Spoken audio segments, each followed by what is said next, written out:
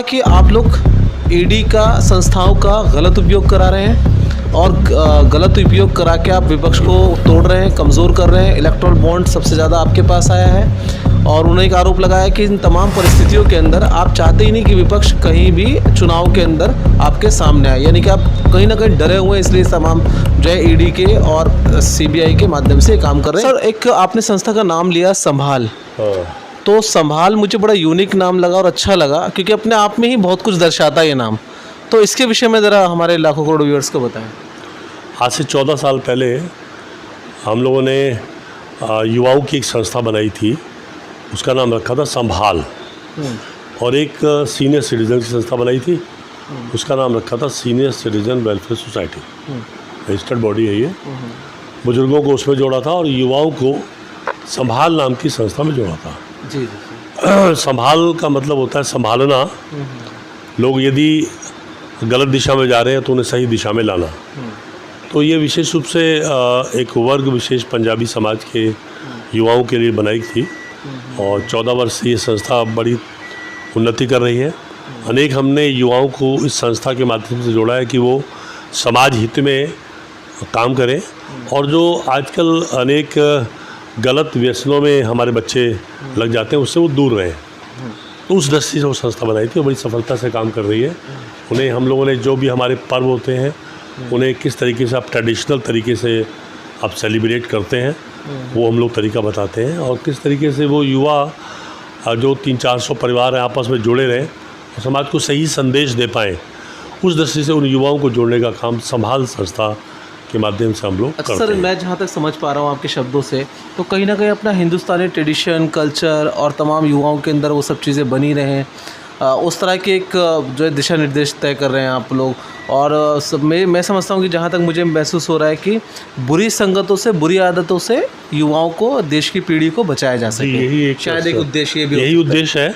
बिल्कुल। अनेक हमारे पर्व हमारे पंजाबी समाज में भी होते हैं, जैसे लोहड़ी है, बैसाखी है और अनेक पर्व होते हैं, लेकिन पर्वों का लोग गलत समझ लेते हैं कि बैठना उठना, शराब पीना, ये करना वो करना, वो सिस्टम आजकल युवाओं में विशेष रूप से इसकी प्रवृत्ति बढ़ गई है। बिल्कुल। तो उस प्रवृत्ति से उन बच्चों को बचा कर रखना और अपने वो ट्रेडिशन को ना भूलें, क्यों वो त्यौहार मनाया जाता है उसको याद रखें, ये सब व्यवस्थाएं हम लोग उस संस्था के माध्यम से बड़ा काम है सर। बिल्कुल। और एक अहम ज़रूरत भी आज कहीं ना कहीं जिस तरह से युवक भ्रमित हो जाते हैं या ट्रेडिशन मैं कहूँगा कि त्योहारों के नाम पर जो है एक उत्पात मचाना शुरू कर देते हैं और उसको बिल्कुल उसके सही चीज़ों को मतलब मूलभूत जो कहेंगे उसकी जो मूल ज़रूरतें हैं उस त्यौहार को क्यों मनाया जाए, बहुत अच्छे दिशा निर्देश में सर, उसके लिए कॉन्ग्रेचुलेशन।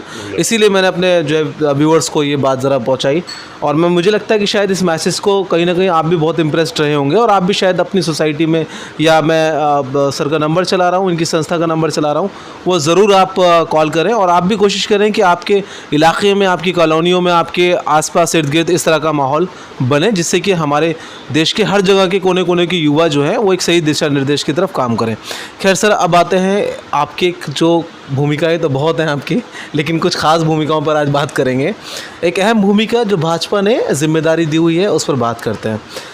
सर, कहीं ना कहीं आपके चेहरे को बड़ा अहम चेहरा जो है माना जाता है चुनाव में, चाहे वो राज्यसभा का चुनाव हो या लोकसभा का चुनाव हो। हमेशा अक्सर करके भाजपा की तरफ से आपके ऊपर एक जिम्मेदारी रहती है लोगों में जाने की या बातचीत करने की। मीडिया के माध्यम से क्या संदेश देना चाहेंगे? जो पिछली बार कुछ गलतियां हुई हैं उनको कैसे एनालिसिस कर रहे हैं, ज़रा इसके विषय में आपकी पहली टिप्पणी। देखिए, इस बार का चुनाव बिल्कुल स्पष्ट है और इस बार का चुनाव हम लोग काम के नाम पर मांग रहे हैं।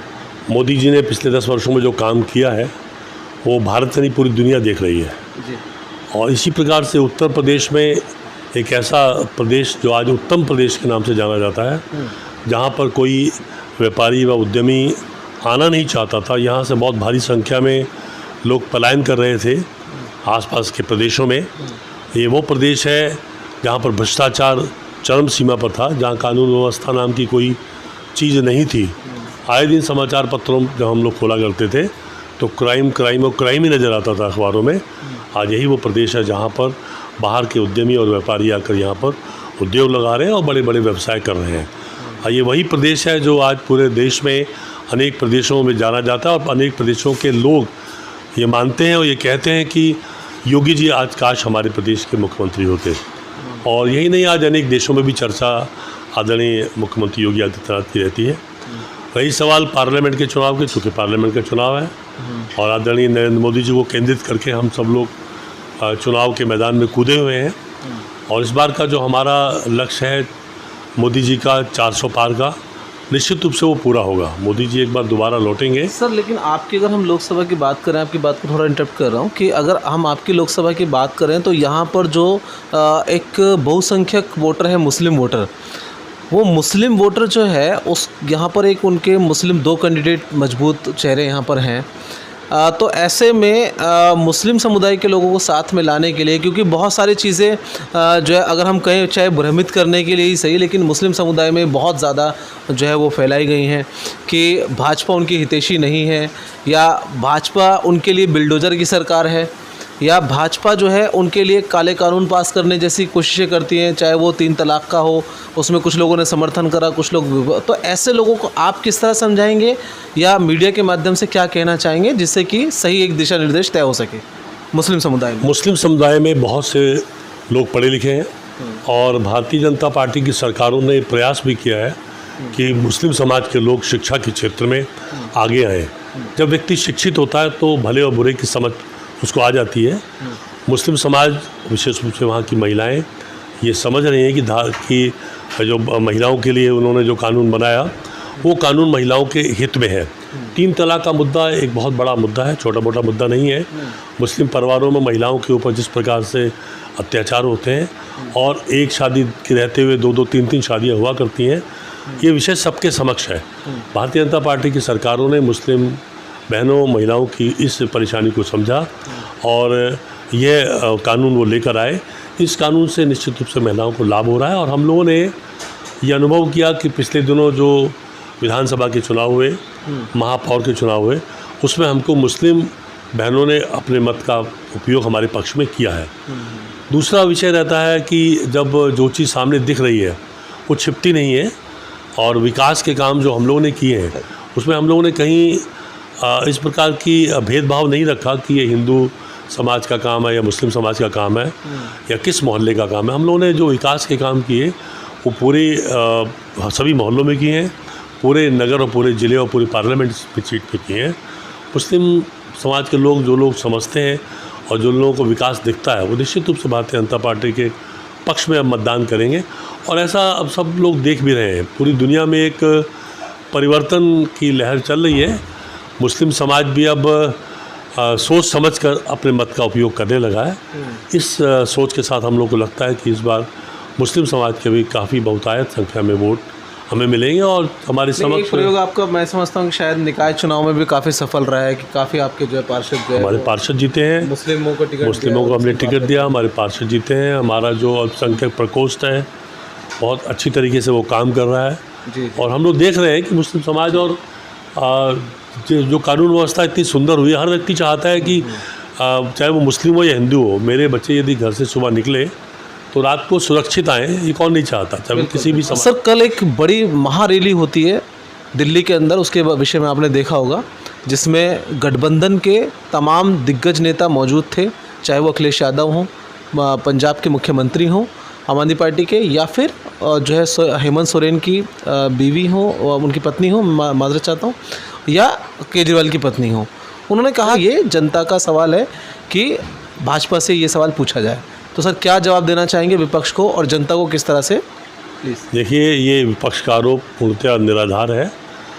असल में उनकी सरकारों में किस तरीके से भ्रष्टाचार होते रहे, भ्रष्टाचारों पर ही उनकी सरकारें चलती रही हैं, चाहे वो कांग्रेस की सरकार हो, चाहे वो आम आदमी पार्टी की सरकार हो, चाहे वो समाजवादी पार्टी की सरकार हो। भ्रष्टाचार ही इनका मुद्दा रहता था और जनता से लूट खसोट करते थे, उस पैसे को अपने घरों में भरते थे, तभी विकास कहीं नज़र नहीं आता था। आज विकास क्यों हो रहा है?